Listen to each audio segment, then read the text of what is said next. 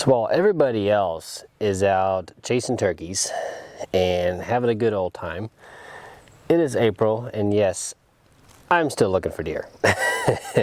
Finally out here in Indiana, I'm pretty stoked. It's my first time actually scouting Indiana, getting on some new property, to and from my route home and to some work I'm going to be doing throughout the year in Kentucky out on property.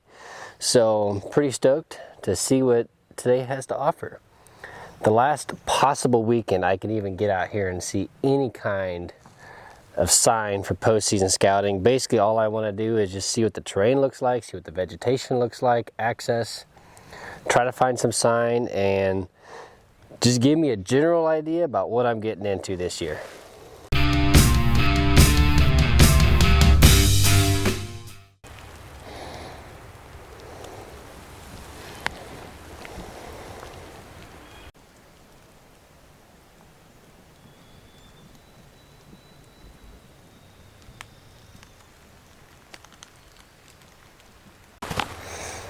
I'm not even 3/4 of a mile into my day and I'm already on the scrape line.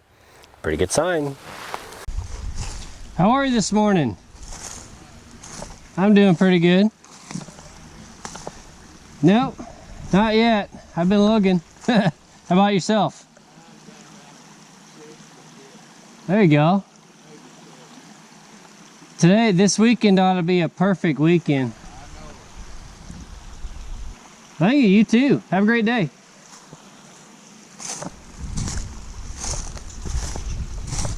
So the two things I'm focusing on the most with this being a very large big woods property is I'm looking for any kind of habitat change and vegetation diversity.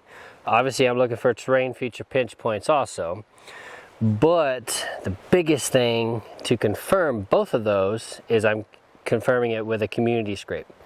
It'd be great to find some rubs and some really good signpost rubs, but that's not really what I'm going to focus on. There's a decent chance these deer have large home ranges, which will keep them from leaving too much sign when it comes to rubs. So I will find some, and I have found some, which is very exciting, but I don't expect to see here necessarily what I'm going to see out in Kansas and Missouri, or have seen out there. So I'm going to focus a lot more on the scrapes, and where I'm going to find those scrapes, I'm going to find them on the edges of the vegetation change and in these thermal hubs. So that's the two main things I'm looking for. Any kind of clear cut or oaks leading into some, evergreen thickets, anything and everything that gives me an edge or some kind of vegetation change, I'm going to focus on, and then I'm going to confirm that area by finding scrapes. If I don't find any scrapes, I'm going to cross it off the list and move on. If I do find scrapes, I'm going to mark it up, spend a little bit more time in it, and see what I can see.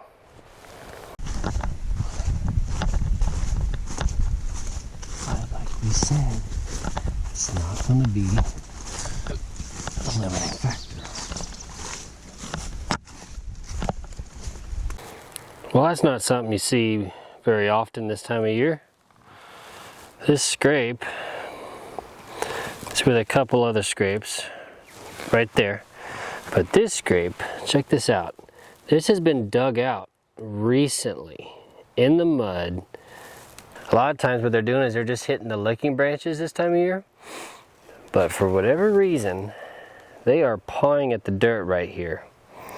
So that is going to be something very interesting to keep an eye on. I've gone quite a ways here without actually finding really any sign other than tracks and trails. So coming across these few scrapes here, and then that one that's pawed out, is very encouraging. So we'll see what else I can run into kind of on this logging road here. Hey. Looks like I found me another one. It's my smallest shed of the season.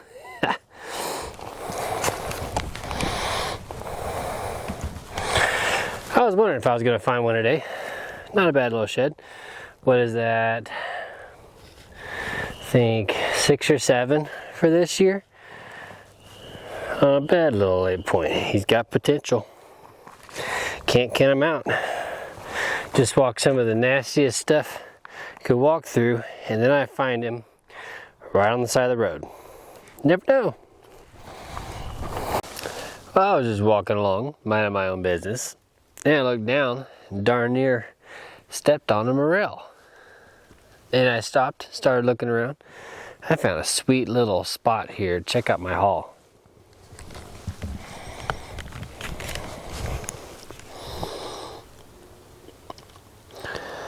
Not a bad little haul for a short day's walk.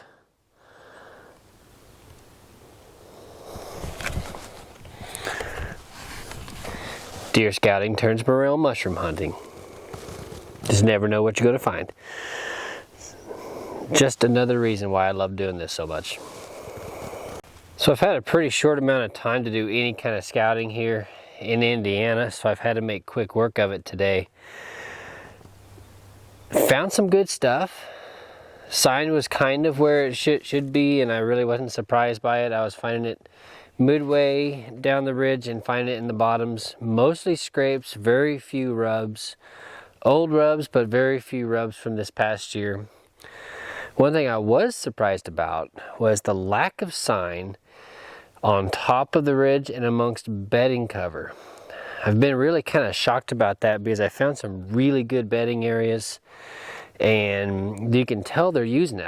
I was bumping deer out of it, a lot of tracks, heavy beat down trails, but I wasn't finding any kind of sign around the edges of it and amongst it. So of course I didn't really dive too deep into it. It's getting kind of nasty. It's already growing up pretty thick here, so I didn't dive too deep into it anyways, and I needed to cover some ground, but I wasn't finding any sign on the edges of it like I typically do, because a lot of times I'm going to find sign around the edges, especially scrapes. So I'm kind of shocked by that, but that's something to keep in mind. And something to remember, that not every property is created equal.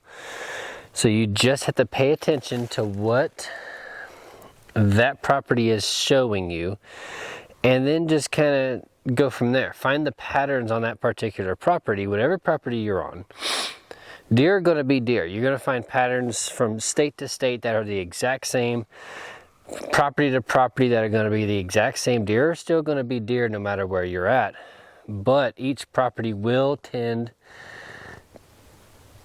to be just a little bit different than another. And it could be hunting pressure related. You know, most of the time it is hunting pressure related, especially on public ground here. But keep an open mind, keep your eyes open, pay attention, and let the deer kind of tell you where they're at. So, like I said, I was kind of shocked that I haven't been finding anything on top, but I've been finding a lot of deer movement up top and a lot of good bedding. So, maybe the kind of thing where you run cameras in the bottom on those scrapes, and then you know that they're going to be up top bedding, and you find the pinch points and funnels in those bedding cover, and you just kind of hunt from there. That'd be a pretty good tactic. It's probably the tactic that I'm going to end up taking moving forward here this year with this particular property. On a side note, I do not understand the folks that can function on 4 to 5 hours of sleep and not have any issues. I have never been one of those guys. I probably got 4.5 hours of sleep last night, woke up at turkey camp with the guys, and I left from Kentucky to head over here to Indiana and do some deer scouting of my own. So I am wiped out, and putting miles on the body in that condition sure is a lot of fun. That is officially it for postseason scouting. What an off season it's been so far. Found some really good sheds this year, found some really good locations, a lot of bedding areas, opened my eyes to some new locations and on some new properties. It's been awesome. I'm super pumped for the season. We're about a month out from starting to deploy the trail cameras on locations we're allowed to. And then probably 2.5 months from starting to do some summer glassing. try to get some eyes on some deer, especially out in Kansas where can't use trail cameras, but it's really open. So got some ideas, some things we're working on. It is into the next phase of our scouting journey, and I'm super pumped to get into this. Start to see some antler growth here soon, and man, I'm pumped. It's been fun. So I started the day at, what was it, 72.3 miles for the season so far, for postseason scouting. And then today I finished a little over 10 miles. So we had 82, I'm about right around 82 and a half miles on my boots this postseason scouting from January through middle of April here now. And this is the very end. I mean, it is green and thick. So this is last moments of being able to do any kind of postseason scouting. Got a little sidetracked early on a location out there, found a really good spot, a bunch of morel mushrooms, so pretty stoked about that. Found some yesterday also out in Kentucky, so I'm gonna have a fry. Pretty stoked. So thanks for watching, y'all. Keep up with our journey because things are just gonna start heating up, temperature including. So it's pretty hot today compared to what it has been. So pretty stoked. Thanks y'all for your support. Hit that like and subscribe button. See y'all next video.